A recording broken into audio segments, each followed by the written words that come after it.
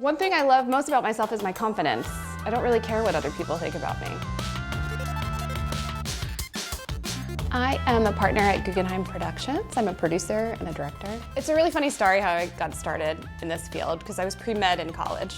So it was obviously a natural transition to film. No. Ever since I was a little girl, I always wanted to be a doctor. I would watch surgeries on TV. I was the weird kid who loved bugs. I would pick up rocks and to see what kind of bugs were underneath it. I just was a dorky little kid who loved science. But when I got to college, all I did was work. I was doing everything I could to be the perfect student to get into medical school, and I was so unhappy. I was so unhappy, and I didn't like the people that I was in classes with. And so I did a women's studies minor. In the end, my creative side kind of beat out over my science side, and I decided to take some time off after college and just figure out what I wanted to do. So when I was 21, traveling the world, not knowing what I wanted to do, Dan Guggenheim, who's my business partner, is my uncle as well. He offered me a job just helping him out a few days a week. And I had been living in London, I was stopped by New York, I was going to Australia, and then it stuck. So I loved the job, I loved the people, and I get along with people famously, and that was a lot of building the business, was talking to people, getting to know clients, and also loving what I did. I was loving it. I was at this big party, or I was at this photo shoot, or I was learning something new. So it was the constant changing of what I was doing that made me love it. But in my 20s, I just put my nose to the ground and I worked. And I worked and I worked and I worked. My workaholic attributes have definitely affected my personal life. I'm divorced, and I think probably working as much as I didn't allow me to concentrate on my marriage, or it hasn't allowed me to concentrate on relationships. It's also another reason why I full-on decided not to have children. Every single time I say I don't want to have kids, people tell me I'm going to change my mind. I haven't met the right man yet. There's still hope for me. I was like, that's okay, I don't need the hope. I don't need the hope, thanks. And I understand, I love children to pieces, but I didn't want to have to split up my life and say, okay, I'm going to give this percentage to this percentage to this percentage to this, and then I have this much left for myself.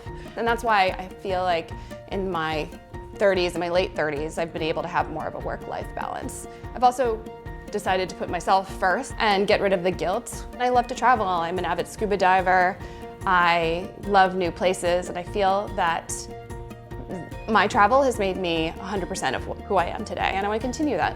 There's so much more for me to learn. I'm at half-life.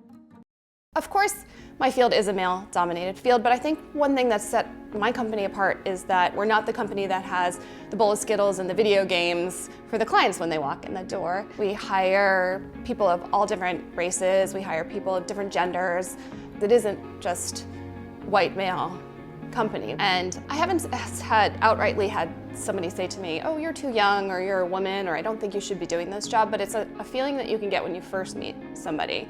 And I've always looked a lot younger than I am, so I've always had to prove myself very quickly in a room. The second that you see them and you can tell they're maybe not too into you being a woman or you being young or any of those things, but through confidence and through charm. I can see the change around the second that they smile. So I always say, walk into the room like you own it.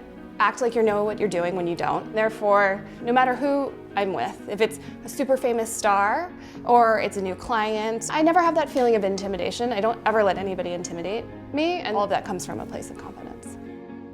I don't know where the confidence comes from, because for a very long time I wasn't confident. When I was younger, I never felt comfortable. I was made fun of. I didn't always get invited to the birthday parties. I just never felt like I fit. I didn't think I was beautiful. I was bulimic in high school going into college because I just never felt thin enough or pretty enough, and there was nobody there to tell me that those things aren't the important things, or you are fine the way you are. And so I didn't have any confidence. And then college, I just felt like, all the white kids would hang out here and everybody else would hang out here. And that wasn't my experience in life or what I wanted in life. And then I learned about the history of women's studies throughout time, all races, all of those little side boxes. I learned about Sojourner Truth and Bell Hooks and these women who paved the way for us to be the women that we are today. And I realized that I was concentrating on the wrong things. And when I traveled throughout Europe, I lived on a farm in Italy, and I lived in London. And I finally, at that point in my life, realized life could be really fun and you could meet people from all over the world and that they wouldn't judge you for who you are. You didn't have to be like everybody else. That probably started my pathway towards being a more confident person.